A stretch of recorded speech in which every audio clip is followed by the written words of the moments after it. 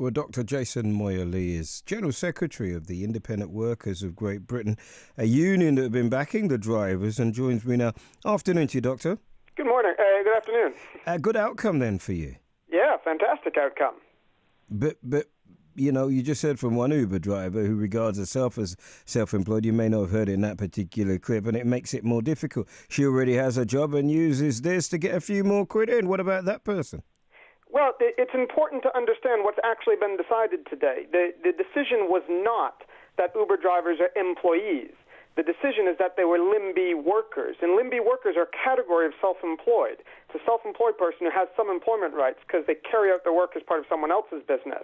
So Emma wouldn't lose her self-employed status with today's decision. She'd simply be entitled to holidays and minimum wage and pension contributions. Oh, so win-win for her. Why are Uber so vehemently against it then? Well, Uber doesn't want to have to pay more, do they? It's still going to be a cost for them to make sure that people are getting minimum wage. Right now, it costs them essentially nothing to take on additional drivers.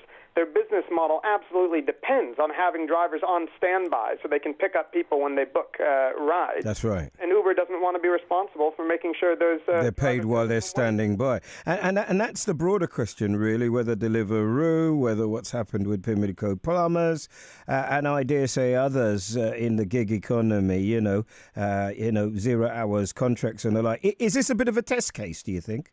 Well, it is a test case in the sense that, Uber is one of the most well-known firms in the so-called gig economy, and this is at the kind of highest level.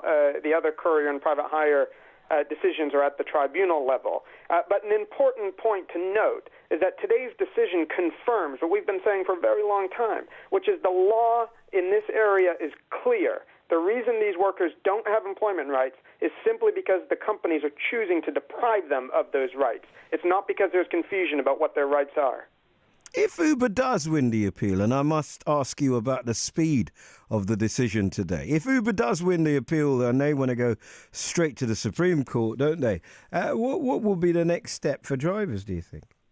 Well, Uber has already indicated they're going to appeal. We think that's unfortunate. We think they should be focusing on giving drivers holidays and minimum wage instead.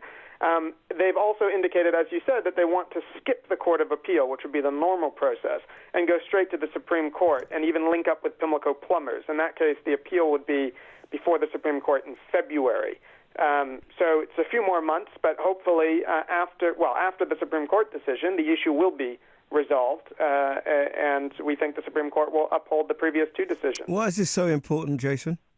Well, because you have, in London alone, 40,000 Uber drivers. In the rest of the country, you have a lot more. And these drivers are performing all of their obligations as workers. They are not running their own little transportation businesses. They're carrying out their work as part of Uber's business.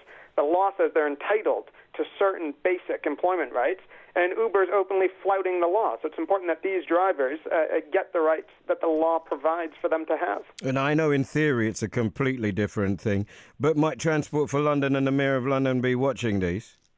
Well, we would like to see Transport for London and the Mayor of London care about workers' rights. Unfortunately, their licensing decision had nothing to do with workers' rights. And we'd like to see TfL put a little pressure on Uber in terms of workers' rights and use what leverage they have. It doesn't. Well, they're not mutually exclusive, though. For people's security and safety doesn't necessarily mean they don't care about workers' rights.